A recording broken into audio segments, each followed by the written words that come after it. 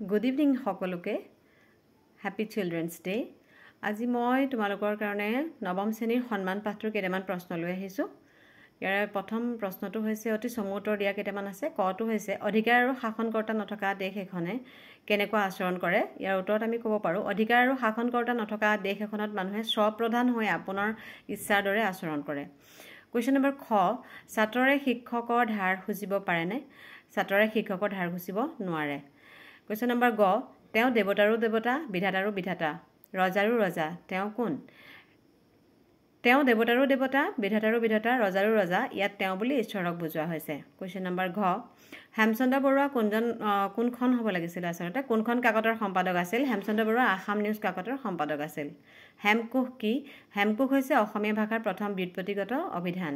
কানিয়া কীৰ্তনৰ ৰচক কোন কানিয়াৰ কীৰ্তনৰ ৰচক হ'ল হেমচন্দ্ৰ বৰুৱা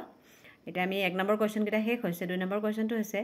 ঈশ্বৰৰ পাছতে পিতৃ মাতৃ আমাৰ মাননীয় কথাখাৰ বুজাই দেখা আমাৰ এই সমাজত এজনে আনজনৰ প্ৰতি দেখুৱা আদৰ বা শ্ৰদ্ধাই হৈছে সন্মান কোনো এজন লোকে তেওঁৰ নিজৰ গুণ পদমৰ্যাদা আদি ভিত্তিত সমাজ এখনত সন্মান লাভ কৰে আমাৰ পাঠ্যপুথিৰ অন্তৰ্গত সন্মান পাঠটিৰ প্ৰকৃত সন্মানৰ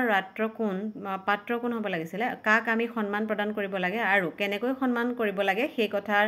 বিষয়ে এটি আভাস দিয়াৰ বাবে যত্ন কৰা হৈছে সন্মান পাঠটিৰ লেখকে সকলোকে প্ৰথমে ঈশ্বৰৰ প্ৰতি শ্ৰদ্ধা আৰু ভক্তি ৰাখিবলৈ অনুৰোধ কৰিছে ইয়াত কোৱা হৈছে যে আমি এই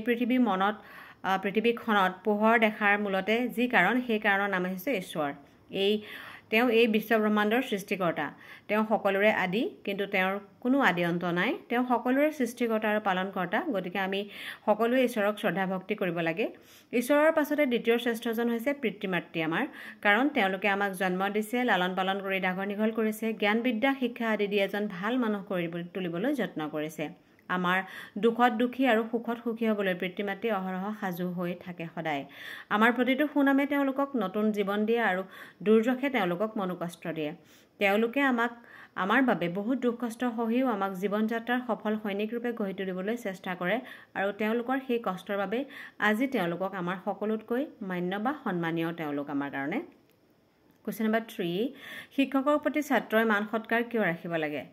আমি সদায় শিক্ষকসকলৰ প্ৰতি মান সৎকাৰ ৰাখিব লাগে কাৰণ পিতৃ-মাতৃয়ে আমাক জন্ম দিয়ে লালন পালন কৰে জ্ঞান বিদ্যা শিকাই এজন লোক কৰিবলৈ চেষ্টা কৰে শিক্ষকসকলে আমাক জ্ঞান দিয়ে আমাৰ জীৱনত এনে কিছুমান কথা যাক আমি সহজে বুজিব নোৱাৰো শিক্ষকসকলে আমাক জ্ঞান দি সাধাৰণ চকুৰে নেদেখা নবুজা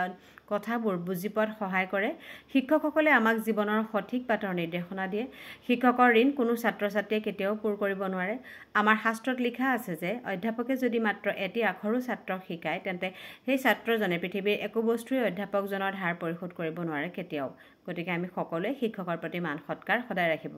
লাগে গতিকে প্ৰশ্নখিনি আজি ইমানেই আছিল যদি ভিডিঅটো ভাল লাগিছে তেনেহলে লাইক এটা কৰিবা আৰু সাবস্ক্ৰাইব কৰিবা আগলৈকে এনেকুৱা ভিডিঅসমূহ পাই থাকিবৰ কাৰণে ধন্যবাদ